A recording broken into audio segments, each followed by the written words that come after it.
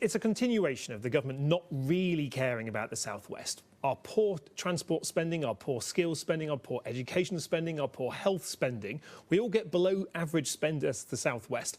And this was an opportunity for the government to say that they understand that we're not getting our fair share and to do something about it. But what they've done in this really awfully construed way, they've shown that they don't care, and their reaction to us getting 33 million for a population of 5.4 million people over 7 years is to say, oh, don't worry, you might get some more jam tomorrow. Well, we've heard it before on the train line, we've heard it before on health and education spending. I simply don't believe it. It's time the government started funding us fairly, and they're simply not at the moment, and they're getting away with it. I think we need to have a much stronger voice as a region to stop the government ignoring us in this fashion. If you look at the budgets that the government controls, the South West gets below national spend. We don't get the focus or our fair share. The idea that somehow, when we're not part of the EU, they're going to keep the same level of spending to the South West, I think it is a complete nonsense. We know, for instance, that the government's planning to cut farming subsidies by 40%. That's what Michael Gove has said. So we already know we're going to be losing money for our agriculture as a region,